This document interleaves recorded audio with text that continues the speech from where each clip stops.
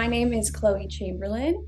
I am an aspiring actor and filmmaker, and I also am a business owner. I co-founded an apparel line, so I do all of the design and manufacturing and run the business with my sister.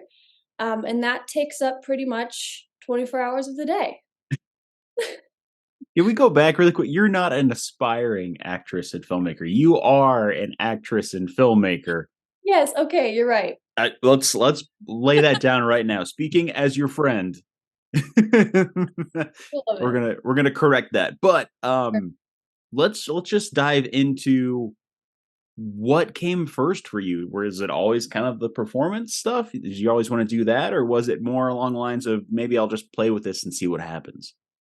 So, no, acting is totally new for me. About a year and a half ago was when I first opened my eyes to this world. I've been very, I think business focused, and I really thought that I was meant to be this badass consultant woman in STEM kind of person, and I really neglected my inner artist, I would say. There's a lot of my childhood self in my inner artist, but I just kind of pushed her to the side and was like, that's not how I become a respectable businesswoman. I'm going to be, I'm going to get my degree and start a business and do all this. And it was not until, we started the business and I was like, I'm going to run all of the operations and I'm going to be like the boss. And when we had a need for a designer, I just started kind of filling that role. And that was the moment that everything kind of turned on its head. And I had to nurture my inner artist and found that that's really where my happiness comes from and my expression. So the performance side of it is very new. Like a year and a half ago, I was like, okay, I need a new artistic expression. I want to be a painter or an actor. I don't know what, but I was like, I need to try something. I need something outside of my business because I don't want that to be my whole identity. So I signed up for my first acting class and I was absolutely terrified. I was I was Googling for weeks. I was like, what to expect in your first acting class, what to wear to your first acting. I was just so it was so outside of my comfort zone, so different from anything I've ever done.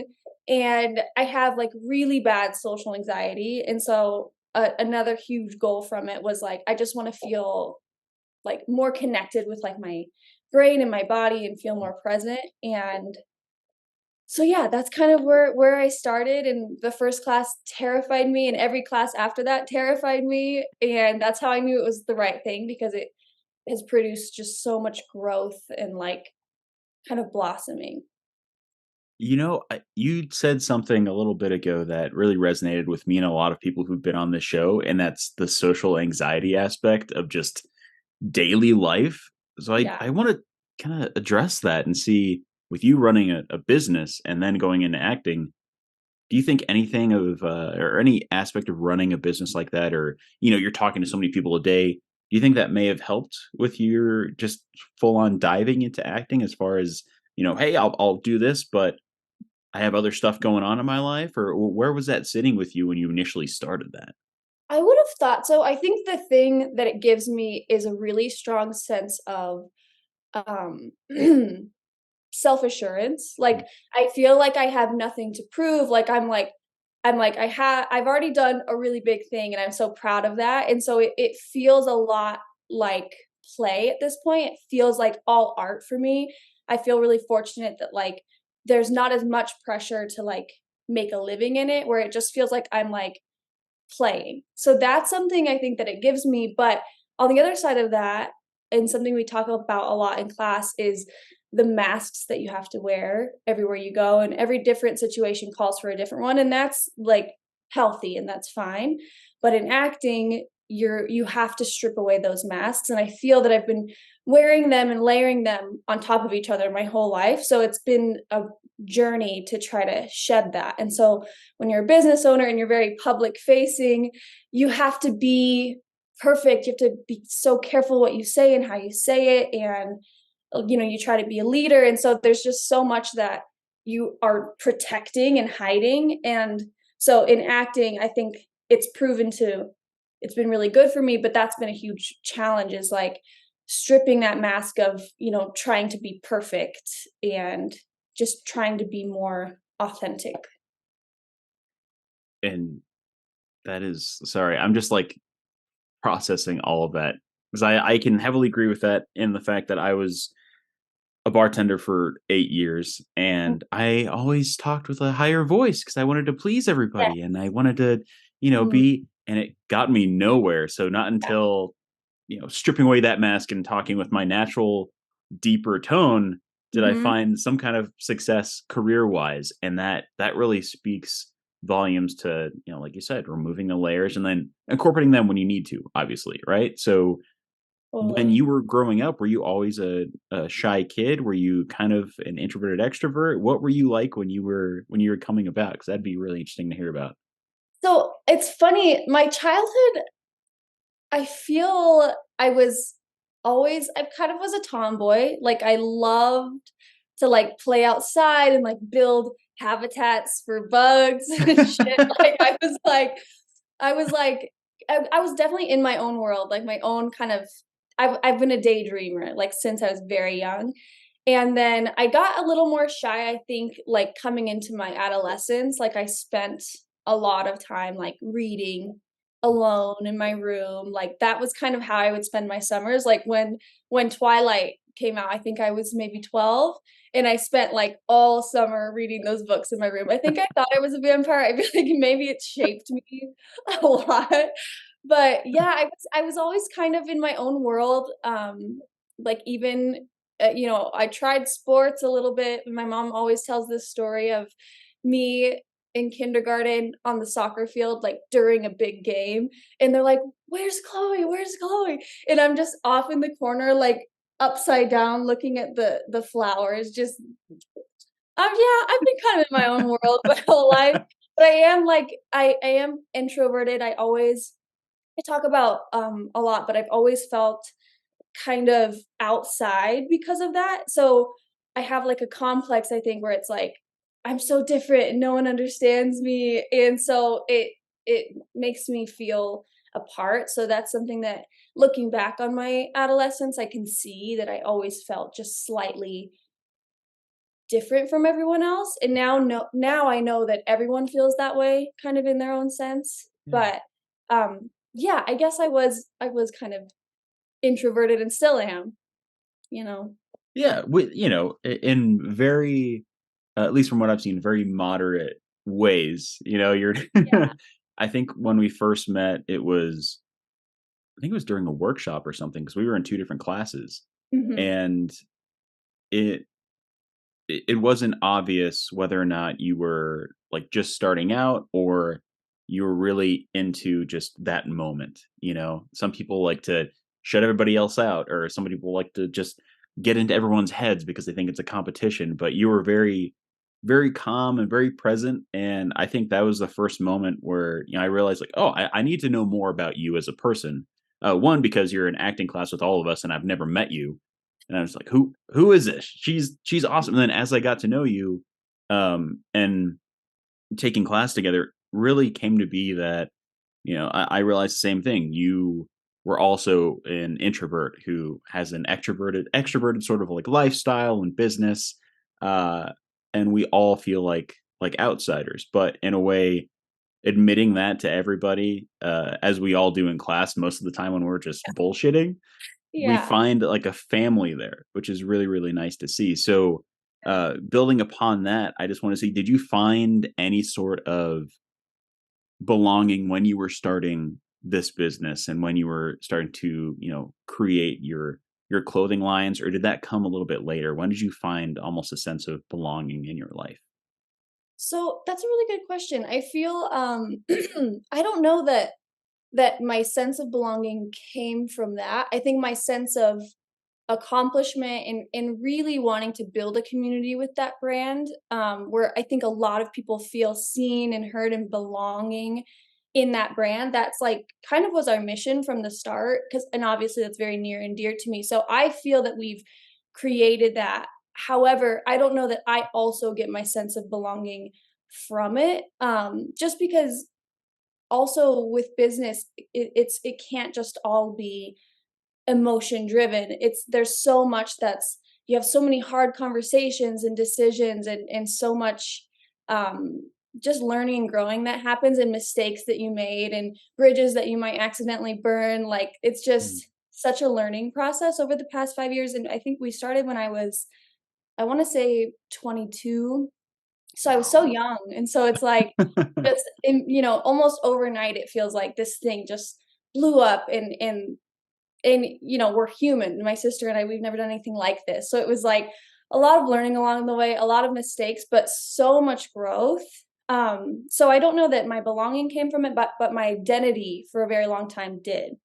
And so that's good, but it's also dangerous because when you go through waves of you're on top of the world and everyone loves you, and then the opposite of that, when everyone hates you and they think that you're the worst, like I think it's not healthy to have your entire identity come from your work. And so I do think, some belonging comes from it, but I think more than anything over the past couple years, I've found that it's a huge part of me, but it can't be all of me. And so that's really what encouraged me to go out and, find and try to be a part of communities outside of that too. Just to kind of nourish all these different pieces of or facets of me. Yeah, I mean, from a mental health standpoint, that's incredibly important. So I wonder, everyone has their own methodologies of dealing with that, right? Of trying to separate your identity from your work, especially when it takes up most of your week. So before you joined other communities, before you joined classes, before you started working on productions, what kept you just mentally satiated to separate your identity from work, if anything? I see there's a You lot of know, books back there that aren't decorative, so no. could be that. But yeah, what what Yeah. what helped you separate yourself from that? So I think my natural reaction to moments and periods like that is to be very reclusive. So I've spent a lot of time alone, just like reading. I mean, and also when you're burnt out, I'm sure you've been through phases of this too. When you're burnt out, you just stay in this state of burnout and nothing really feels restful. Like even when you're trying to relax, you have this thing in the back of your head of like, well, this is what I could be doing right now. Like there's so much to do. And I think owning a business too, it's like you will never run out of things to do. Your to-do list will never be fully checked off in a day. And so there was so much pressure and guilt and shame because it was like, I can't possibly do everything I need to do in a day. So I think like with my identity being tied to that, it was like either I was working or I was trying to recuperate and it just wasn't effective. And so that's when I kind of learned about everyone has different forms of rest, and there's literal like being sedentary when you like lay in bed and you're resting, but there's also forms of rest that are more nourishing. Like once I started acting, I was working harder than ever, because I'm like in like 4 classes a week. These are like 4-hour classes that go to 10 p.m., and it's like I'm doing more than ever, but I feel more rested and rejuvenated than ever. So that's really when I found like just this different form of rest. So to answer that question, I feel like I'm like all around. But to answer that, I don't think that I handled it super well. I think I was feeling a little bit crushed beneath the weight of that like responsibility, and I'm someone who is really prone to depression. I think I've been in and out of depression since I was like in my very early, probably like 10, 11. And so that's something too that I've really been trying to understand and see my way out of, and truly finding acting and finding a new separate thing that like lights my fire and being able to do both has really, I mean, I don't know that you can cure depression, but I've not fallen back into like a depressive state in the past year and a half that I've been doing this type of work. So yeah. I love that, and I completely agree with everything you just said, especially from the depression perspective of it. Is yeah, same here. I was even in a hospital for like a Mm. week in my sophomore year of high school because it was just that bad, right? Yeah, Uh, and I think especially for creatives, it's like you start absorbing all this creative influence, and it's like you have a giant sponge strapped to your back, and all the yeah, influence just starts flooding into the sponge and starts just barreling down on you to the point where, yeah, you can try and sit down and watch a couple episodes of New Girl, yeah, but it's not going to help permanently or for a long term. yeah, But you could be up like you've been most of the summer up till 4 in the morning shooting a film that you were working on, and somehow that sponge just starts to squeeze all that stuff out and you feel more light, you feel lively. And yeah. um I will say there was a moment a few months ago where I with the strikes and everything, I wasn't working, Mhm. and I couldn't I agree, I couldn't find a way to relax. Yeah. My girlfriend would say, "Hey, let's go take the boy, our," well, I guess he is our fur son, but, our furry Boy. boy for a Oh, walk. And it's like, I didn't even wanna do that. That wasn't relaxing to me because 'cause I'm just thinking about everything else. totally. Um, so, yeah, that is just so incredibly important, and I do want to, push on to what you've taken away from acting class, just for you, not for the craft or for possibly like meeting folks and networking and picking up jobs and gigs, but Mhm. for your own like personal health, what's changed after a year and a half plus of taking acting classes? Which is a very deep question, and I just Yeah, realized I that like as I'm that. No, I really like it. I really like that question. I so I feel like when I find a new passion, I get, like, obsessive. I'm like, I spend every waking hour, like, learning about it, reading about it, going to every class that I can fit into my schedule. So that's, like, how I've been for the past, you know, year and a half. So it's, like, been so immersive for me, which has been so good because I haven't even had a second to just, like, sit back and really, digest it all. I feel like I'm, like, going, going, going, and that's good for me. I work like that, like, in sprints where it's, yeah. like, all day, all night, same thing, and that's where I feel like I hit my creative flow state, so I feel like I've been there, with acting so far, just taking in everything that I can, and I think what I've really first of all, acting is not what I had no idea what acting was. It is not no one can possibly explain it to you or, like, understand it until you really start to study it, and I still don't even fully know. Like, there's just so much to learn, and it's not about any of the stuff that I thought it was about, and it's about everything that I had no idea it could possibly be linked to, so I feel like it kind of I looked at it as, like, a fun thing for me to get into, but it's just, I don't know, totally turned my world on its head, and I think it's kind of the culmination of all of my passions and my interests and my background, like, every job that I've had and every interest I've had, like, my obsession with reading and writing and, my love for, like, fashion and beauty and I mean, it's just, like, everything that I love, and I can put it all and channel it all into one thing.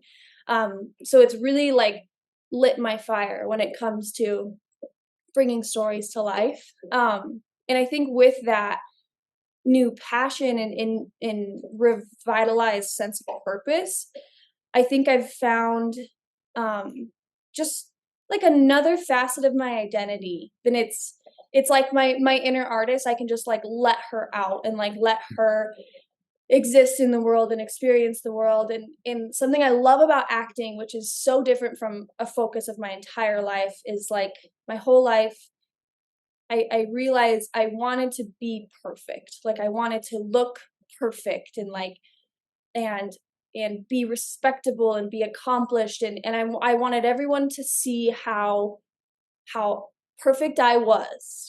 That's like what I thought the meaning of life. Like I thought that was like what I needed, and then I would feel like I belonged, and then I would feel accomplished and good. And what I have found with acting is like the whole point is not to be perfect. It's just to express your individuality and be yourself and figure out who yourself is so that you can express it and be authentic. And so, um, again, long story short, I think what I really gained the most from acting is being encouraged to figure out exactly who I am and like exist as her and not be Mm. afraid of judgment. Yeah, being completely confident in Yeah, who you are yeah. inside and out. Yeah. And not because she's perfect, because she's not, and nobody is, but because she's imperfect and because she has, a story to tell. Like, I think that it's given me so much self-assurance because uh it's like I have so much to say Mm. and I'm not afraid to say it anymore. Yeah. Yeah. Dude, that's beautiful. No, that's that is everything I would hope would come for somebody who's just diving into a completely different industry and taking Yeah. classes to, really feel sure of yourself in the most healthy way. Yeah.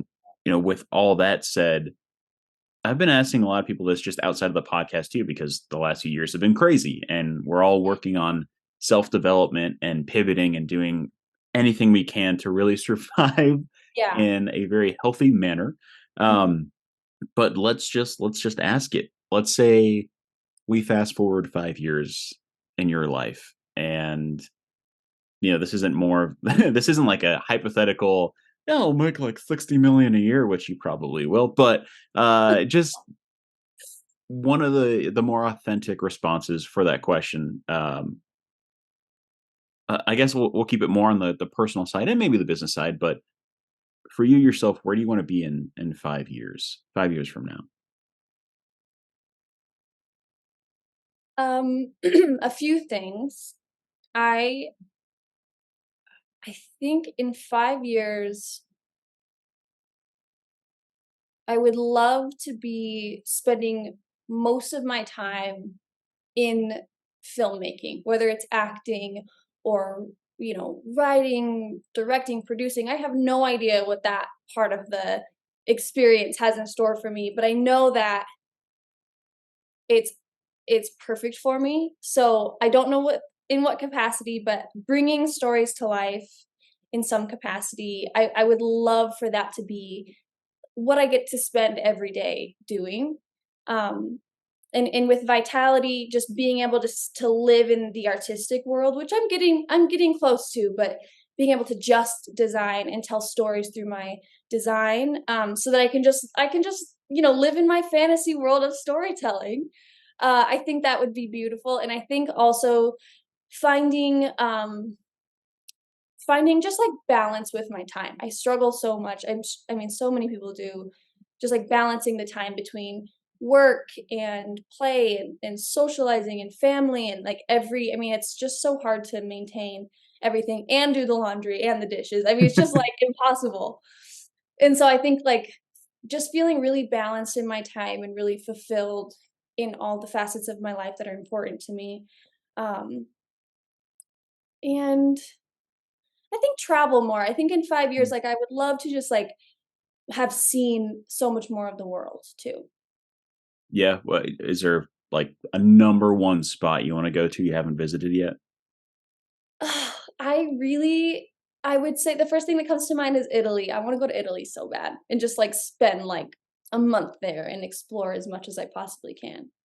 Oh my god, that's a great answer. Yeah. My buddy just went for I think he was in Italy for 5 days. He was in Europe for 2 weeks, and he said it was the most delightful experience he's ever Gosh. had. First time traveling outside of the country. Oh my Uh, gosh, what a big trip. yeah, he sent me all the pictures. I'm like, "Well, here's the Oh, McDonald's that's down the street from my house. They got a new drive-through." it's Um, hilarious. it's so sad. But let's talk about vitality because I've talked to you about it a little bit here and there outside of class, and you talked about storytelling and your designs, and I'm curious if you could expand on that because I don't think a lot of people have really spoken up about what it means to design clothing and especially incorporating your sense of story or narrative into it. What's the basis for that?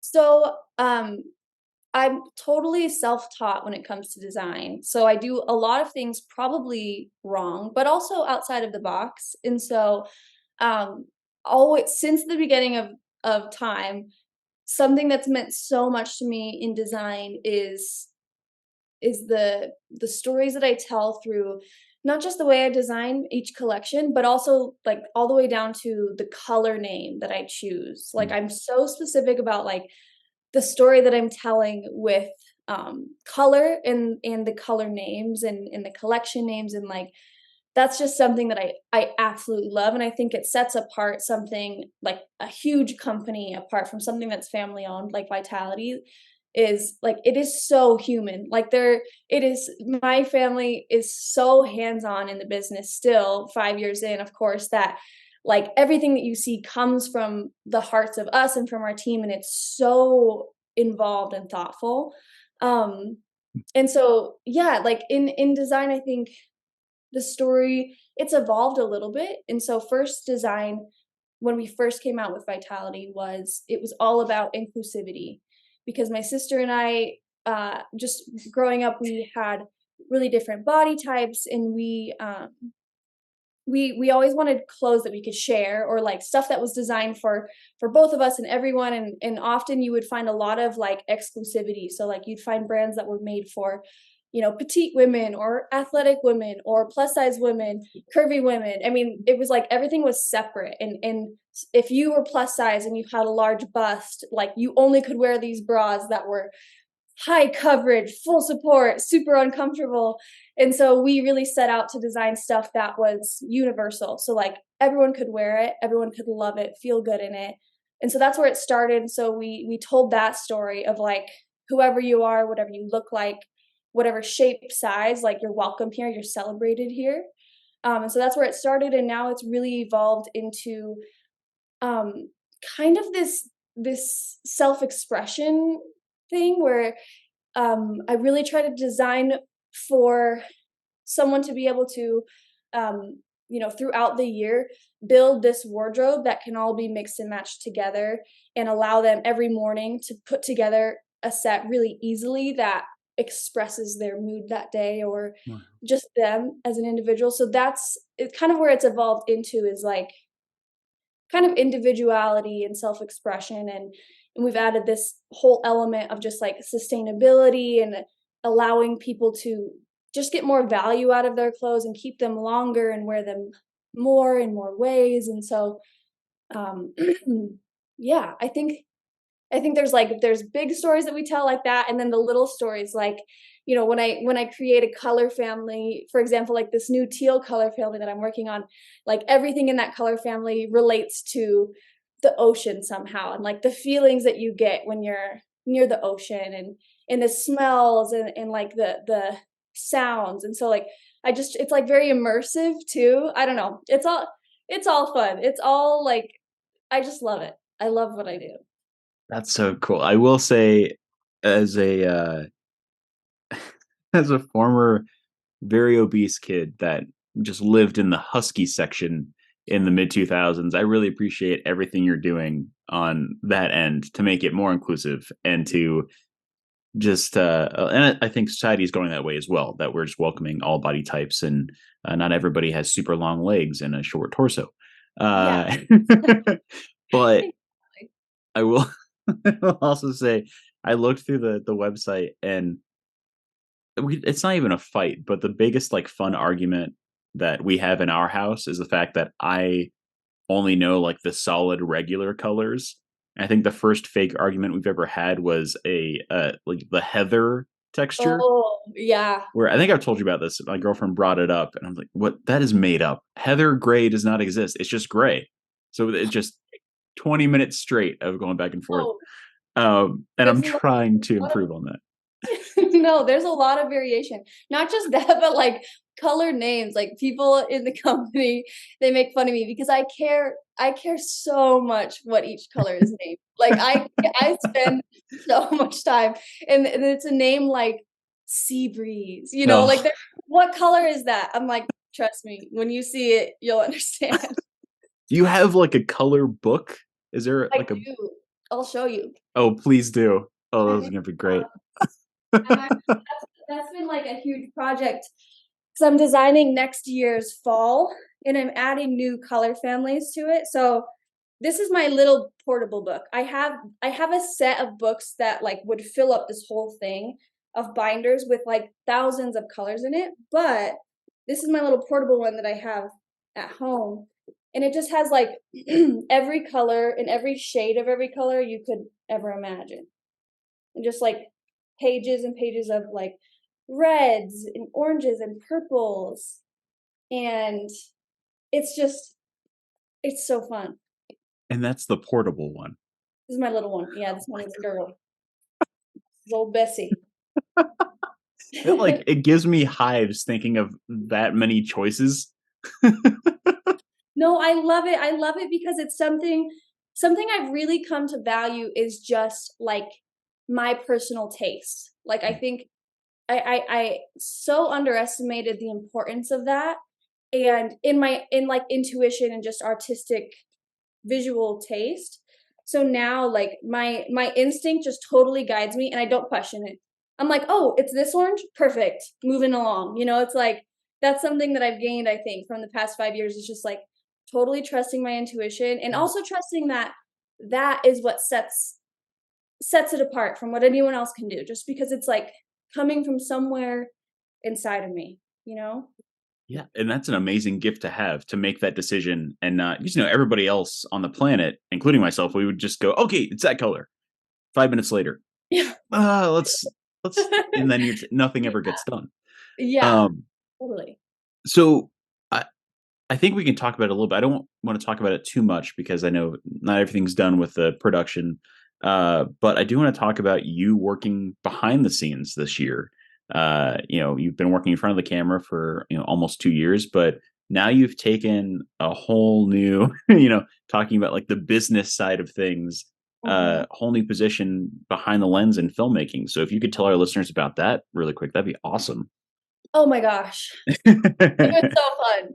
I there's 2 times that I've spent time on a set with the same people over a course of many days or weeks, and I have not laughed so much in so many years as I have on these 2 sets. Like, I that's how I just don't know that it's, like, my happy place because I'm surrounded by like-minded people, artistic people, creative people who are all so different, have such different backgrounds, they're all so interesting and so funny and, like, free. And so, first of all, it was a blast. It was a ball. I just had so much fun. But over the past I think for maybe, like, a month we were on set, but I worked on a feature film as a producer, um, and I learned so much, and it totally opened my eyes to just the complexities of filmmaking and how many different artists come together to create something like that, and inspired me so much to want to continue doing that and see what more I can do and just I mean go out and just like learn. Like it's a whole new facet now where I'm just so hungry for knowledge and just want to like learn everything about it. But yeah, it was really fun. It was crazy days. We slept like 4 hours sometimes and we did like some overnight shooting where we were racing the sunrise and hiking up and down mountains. It was definitely I feel like something a common thread for me is when I start something new, the very first experience is like a jump off the deep end. Like when I had my first shift of bartending, it was like at a college bar on homecoming and I knew nothing Ooh. about anything. So it was kind of like that where it was just like jumping straight off the deep end into a really challenging project. Um, but it was incredible. I had so much fun. I learned so much. I also have a new perspective on acting on set where it's like, yes, what you're doing is super important, but there's so many other key elements that are happening that it's not all about you. You don't have to be so worried. Like just do your thing and everyone is focused on their own thing. So, yeah, it was just like, I don't know, so collaborative, so much fun. I definitely will be doing a lot more behind the lens as well. Yeah, well, you brought it up a little bit ago, but you were talking about writing. Yeah. So are you currently, you don't have to be working on something right now, but are you currently or planning on writing something for the, whether it's TV or film? I think I will. I think I've really found the bigger picture of what I want to do with filmmaking and acting, and I to me the most important thing is like I want to help people find their voice and their identity, and I want to tell stories about like young women who go through hard shit and then come out the other side like stronger and better and form like a strong voice. Like that's those are the kind of stories that I want to tell. And so I want to write I want to write something. I probably will start with a short film, but it's going to happen like in the next 6 months, I think.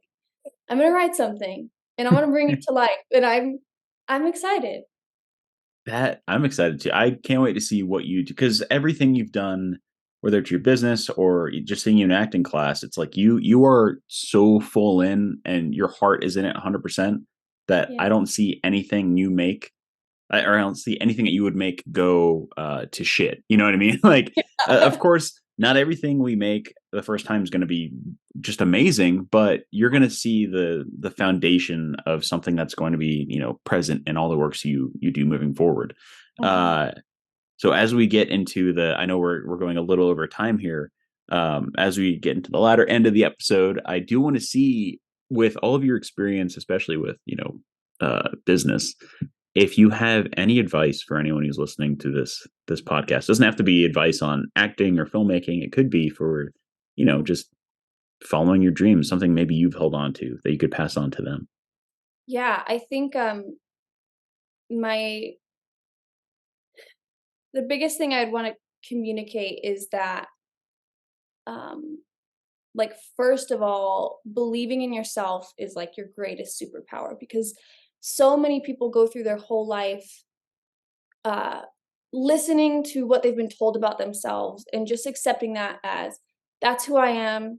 I'm never going to change or you know feeling a bit like shackled by the way that maybe others have perceived them. And we all have, these things from like middle school where someone said something mean to us and it's shaped our entire like we'll never wear shorts again because that one 12-year-old boy said I shouldn't or whatever it is. It's like we all hold on to these things that are told to us and we listen to these voices that tell us who we are from a really young age. And I think the greatest thing is to kind of break free from that and just decide who you want to be and start showing up as that person and be brave and bold. And if she is some weird, wacky artist, painter, like show up as her. Or if she's like a boss and she's, this hardcore lawyer woman, like show up as her, like whoever it is that you want to be, just start showing up as them and also allow that vision to adapt and evolve as you grow too because you'll find different pieces of yourself that you want to express and allow it to come to the forefront, I think, as time goes on. So just believing in yourself and also just believing that truly you can literally do anything. Like we live in a time where we really like there's so much that is weird. Like this world is so weird right now, but we live in a time where there's so much opportunity. I mean, with the technology that we have at our fingertips and, harnessing social media and like finding and creating community, like there's just so much that we have available to us. And so any dream that you can possibly think of, you can accomplish it in some way. Like there's no reason that my sister and I with no experience, no background should have been able to go out and do what we did with Vitality, but it happened. And it's like, oh my gosh, if that can happen, anything can happen. So I think just believing in yourself and believing that, you know, magical things can come to life if you just believe that it can. Hmm. God damn it, you aced that question. I always think of like, what am I going to put on TikTok for the 60 seconds? And in this episode, I'm like, there's like 10 different things I could put on. And um, Well, I did talk a lot. I went on some really long-winded no, runs. no. Got a I lot of material in there. everybody this is, it's like having just a cup of coffee with somebody, and we I love never answer questions with like three complete sentences. It's right. always like, let me tell you Yeah, about this and this and this and this. yeah. um but I do love you brought up, the middle school version of you that will always stay inside for the rest of your life. And for me, I wore for a year I wore a blue vest in middle school, thinking that was the coolest thing because I loved Smallville, and I'm like, this is the closest I'll get. um and grew up with gynecomastia, so I was always called flapjacks, and that always hurt. So I totally get Mhm. that. That's always there. Stick. um Yep. yeah, I love everything you said in response to that question, and it Oh, makes the Tyler, next one. that makes me think of something I wanna add, actually, that's really Oh yeah, important. yeah, yeah, So, I think, that my middle school self, it sounds like for you too, she, like she went through a lot, mm, and something that I think is another piece of advice I wanna add on to that, because I think a lot of people lack direction in their life, and they lack a really strong sense of purpose, and I have found so much purpose in figuring out what my inner child, like, what my young middle school self loved, and, like, mm, what lit her up, and, like, what excited her. And so if you don't even know where to start, I think starting by following those little inner glimpses of, like, excitement just for, like, something small or something big. Like, if she loved to draw, it's like, maybe just start there, like, see how that feels, or, like, go to a class. I think, like, following your inner child, because that's your true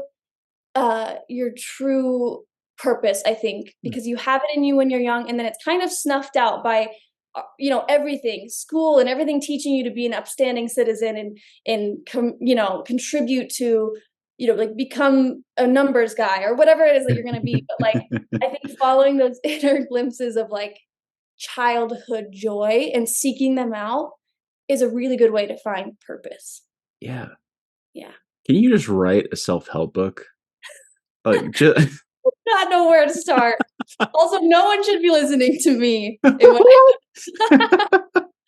well, unfortunately for you, a lot of people are gonna be listening to this. So, Mhm. um, it in a really funny way, it like, embracing that childhood joy just reminds me. I know it was, improvised and it was for a comedic movie, but it's in the same sort of, I guess, sense of messaging. But in Step Brothers, when the dad says, "When I was a kid, I always wanted to be a dinosaur," and both Yes, both of them are saying, "Dad, I don't think that's possible." He's, "No, no, no, I wanted to be a dinosaur."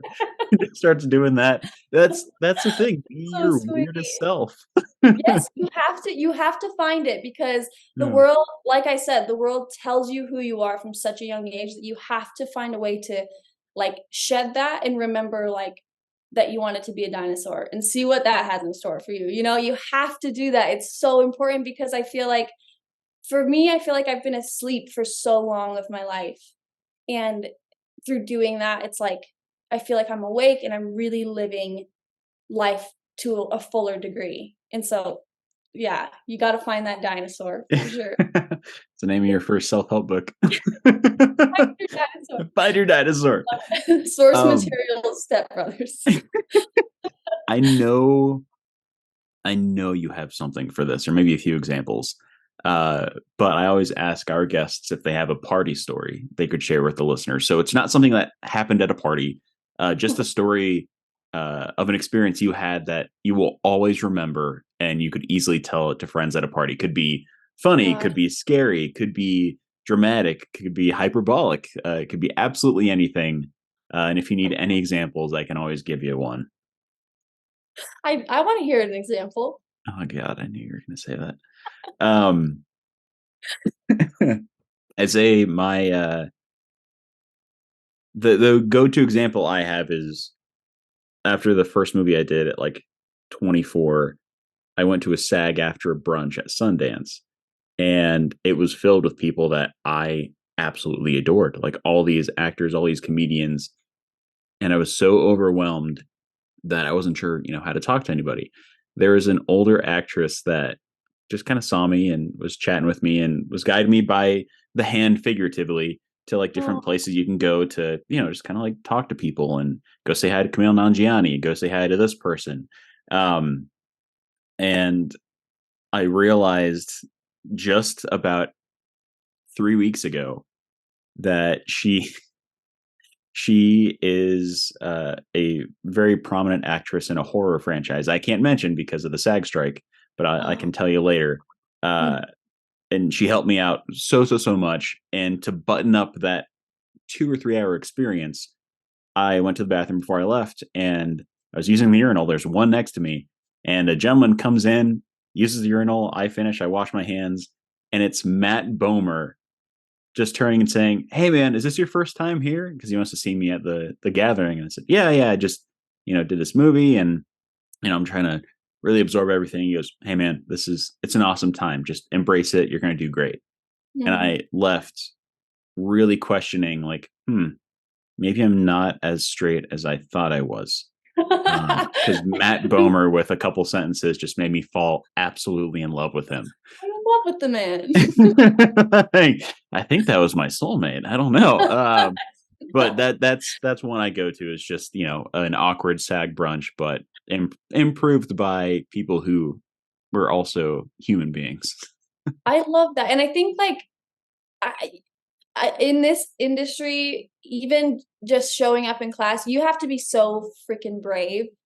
Like, you have to really push yourself to, like, show up, and every event you go to like that where you're, like, just getting outside your comfort zone, especially as introverts, Yeah. you know? So, yeah, I love that, and I think, like, just people, like, reaching back and, like, helping others kind Mhm. of, along the way, I think is really important. Yeah. So what's your story? My story? Okay, I have a story, a scary story. Oh, okay, this is It is perfect. spooky season. Yes. Spooky season, so I'm gonna tell my haunting story. The night it was nighttime. Interior bedroom, winter. So I'm in my bed, and I wanna tell you, okay, let me back up. So when I was younger, all through high school, I moved like every 8 months just around the US. I went to like 5 high schools in 3 years, graduated early. So I was just like a nomad. We always were moving, and we moved into this house in Indiana that everyone called the haunted house on the bus. And it was spooky. Like, we would be, like, sometimes, in the main floor, and I would, like, see someone up on the staircase, like, out of the corner of my eye, and I'd look up, nobody there. Okay, whatever. Little things like that would happen all the time. And it was an old house, and the stairs were really creaky. And I was always up super late. I'm a night owl, massive night owl. So, like, my mom would catch me up late, like, reading or on my phone. I'd get in trouble. And uh, one night, I had been up really, really, really late, and I had this heater on in my room because this old house, it's like frosty all winter. And if the heater gets knocked over, it goes like "Wah," really loud until you fix it. And so finally, I've fallen asleep. It's like 3 in the morning, and that sound goes off. And I like wake up, and my TV's on with like the DVD thing going like this. And I was never turned my TV on. My covers are completely my covers are completely pulled off down to the foot of the bed, and the heater is tipped over, and it's like, "Wah." So I go over, I put it back, I'm like, What's going on?" And I go and lay back down, and my mom is standing in the entryway of my room in her, like, button-down pajamas, her hair's down. She's just looking at me, and I'm like, "Oh, mom." I'm so sleepy, but I'm like, "Oh, mom, sorry, I don't know what happened, I was asleep." And she was like, "Go back to bed, honey." And I was like, "Okay." And I, like, pull my covers back up, turn over, and I'm, like, feeling kinda weird, but I start to go back to sleep, and then I hear her coming back up the stairs. It's like creak, creak, creak, creak, creak. She opens my door. She comes in her same pajamas and her hair down. She's like, "Honey, what was that? What happened?" I was like, "I just told you the heater just fell over, I don't know. I just told you that." And she was like, "What do you mean I just came up here?" And I was terrified. It was like, it was so spooky. So that was the night I saw something. I don't know if it was a ghost or something worse. Isn't that spooky? So, goosebumps up the wazoo I the know. entire time you were telling that story.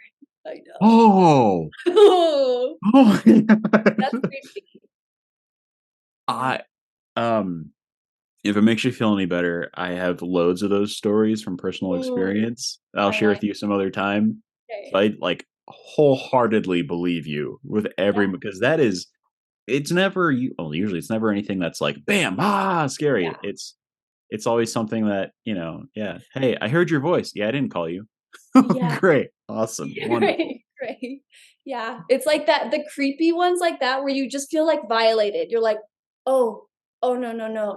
It's like yeah, that's what'll get you every Was time. that I'm guessing you probably have more interactions or, things of Yeah, note like that. Ooh, we I gotta have a separate episode yeah. for those. Oh, a Oh, spooky Halloween episode. okay. I'm gonna That's put that hilarious. together. We might have to Love it. 'cause that I like everything on my body just like, whoa, okay. That may be one of the best party stories we've ever Ooh, heard on the show. I love it. It's I think the fact that it was in Indiana really helps elevate it too. Why? I don't know, just you think of, like was it rural Indiana? Yeah, it's pretty kinda rural, I Ah, guess. see? Cornfields and stuff, yeah. Oh my Mhm. god. Yeah. Um, that really threw me off. Okay, I gotta focus now. That was really awesome. Okay. Last thing we do before we do our awkward goodbye, I do wanna see if there's anything I can give a shout out to or promote in the episode notes, so I have vitality for sure. Okay, Um, great. but anything as far as, like, maybe there's another organization you really believe in or, like, a charity or anything that I could also give a shout out to? Oh, ooh, that's a really good question. So, 2 things that I would like to mention besides vitality, is one of them is Girls Inc. It's a charity in Denver. They're kind of all over, but, we work with the Denver organization, and they help young girls who are, um who need it. They have like mentorship programs, and they help them kind of just to encourage them to follow their dreams. I think hugely, and so yeah, that's an organization that I really resonate with. Um, and then also this past year, I filmed my very first lead in a short film, and it's called Werewolf Margarita, and I'm now kind of helping after the fact to uh, kind of as a producer after the fact to do like promoting and marketing and kind of see where we can go with it. But it's by the filmmaker. His name's Jax Kinlaw, and he graduated from CU Denver Film School last year, and he is just a joy. He's so wonderful. So that's going to be sometime soon my first like horror comedy short film coming out, and it was an absolute blast to make. So just thought I'd mention it. I love the name. Yeah, it's so fun. You would love it. Oh my You will love god. I if you guys have a premiere, I'm so going to that. it. Okay, 100%. yay. I Oh love it. my god. Okay. Oh, yeah, that's awesome. Okay, so yeah, we got Vitality, Girls Inc., Werewolf Margarita, and I just wanna say before we do our awkward goodbye, like, this has been a blast, buddy. I don't think we've talked to each other for this long before. No, it was so fun. This Thanks for is so just letting awesome. me just go on my spiels. It was so cathartic. This is a podcast of spiels. It's perfect. And, we will have to do a spooky episode. I know a few other people who have ghost stories and like, "We Oh, I gotta talk know. about this." Let's do it. I love it. Well, Ooh, um, now is the time for our awkward goodbye. I'm not sure if you're familiar with it, but essentially, I just give you a silent 3, 2, 1 countdown, and you give us your best verbal and visual awkward goodbye. okay, and then we log off? I never see you again? I'll just stop recording. We could chat for a few minutes afterwards. Don't Okay. leave me Oh, prematurely. okay, okay. Okay, I mean, great. or do. That makes it even more awkward. It's really up to you. Um, okay. Okay. Super awkward time. Okay. Here we go. In